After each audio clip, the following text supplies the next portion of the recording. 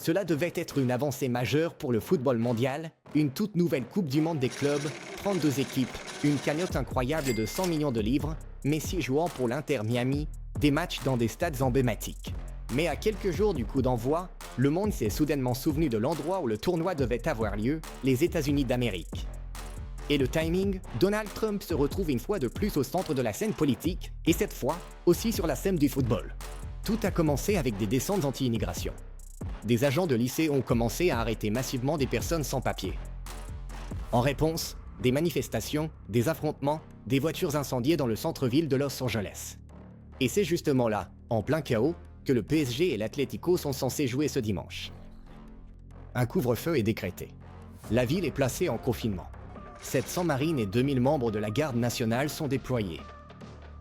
Le tournoi se transforme en un événement majeur au cœur d'une tempête politique.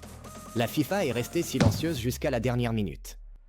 Et lorsque la situation a totalement échappé à tout contrôle, Infantino a finalement fait une déclaration, mais ses propos sur la sécurité des supporters semblaient complètement déconnectés de la réalité. Nous sommes très attentifs aux questions de sécurité.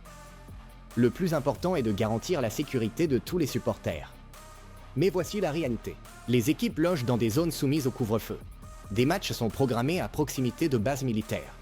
L'équipe nationale mexicaine, qui ne participe même pas au tournoi, a dû changer d'hôtel à cause des manifestations en cours.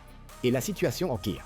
Trump ordonne le déploiement d'unités tactiques de lycées dans 5 autres villes, dont Philadelphie, où City et Chelsea doivent jouer. Qui irait dans un stade en sachant que des agents de l'immigration opèrent à proximité? Même à Miami, où le match d'ouverture doit avoir lieu, des rumeurs circulent selon lesquelles l'ICE sera présente au stade. Le shérif local a tenté de calmer la situation en déclarant « L'application des lois sur l'immigration n'est pas une priorité, mais cela ressemblait plus à une tentative de gestion de foule qu'à une véritable garantie de sécurité. » Et maintenant, le moment le plus marquant, l'Inter Miami contre Al Ahly, Messi joue à domicile, mais les tribunes totalement vides. Les prix des billets sont passés de 349 $ à 55 $. Puis la FIFA a tenté un coup désespéré, une promotion pour les étudiants. Achetez un billet à 20 $, recevez en 4 autres gratuitement. Ça fait 5 personnes qui regardent Messi pour seulement 20 $, soit 4 $ chacun pour voir Léo en action. On n'a pas vraiment l'impression d'assister au tournoi de club le plus prestigieux du monde. On dirait plutôt une tentative désespérée de sauver la face devant des tribunes vides. Le tournoi n'a même pas encore commencé qu'il est déjà sur le fil du rasoir.